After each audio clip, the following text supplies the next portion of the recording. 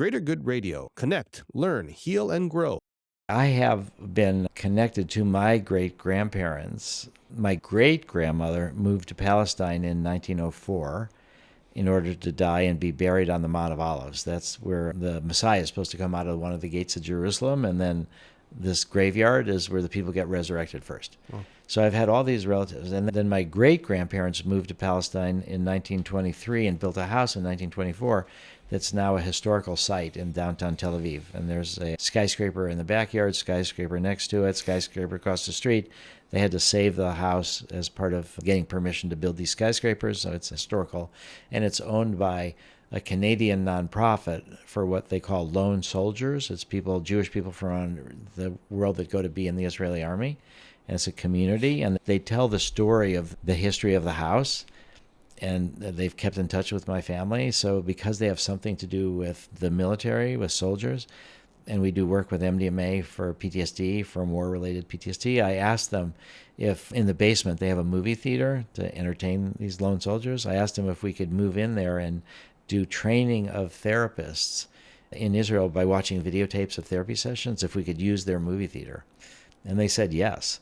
So I got to be in my great-grandparents' house all these years later, 100 years later practically, teaching about MDMA therapy to bring to Israel. So I just felt so connection to my great-grandparents and then to my great-great-grandmother, who's the one that led that.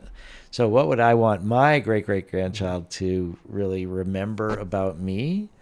Well, I just had this vision for how I could make a contribution to making a more loving, healthy world to deal with all the traumas, and that I had this idea when I was 18, and that I ended up pursuing that idea basically my entire rest of my life. That just was this vision of what to contribute, and even though it was hard, that I kept at it all this time. That's what I would like them to know, so that they would then say, well, what do I want to do with my life, my precious short life? I would like to do something that matters and that can matter to other people.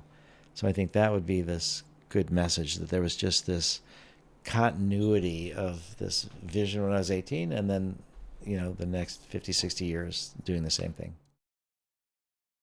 If you resonate with Greater Good Radio, please join our community at www.greatergoodradio.com, where you can get access to exclusive content and offerings. Hope to see you soon.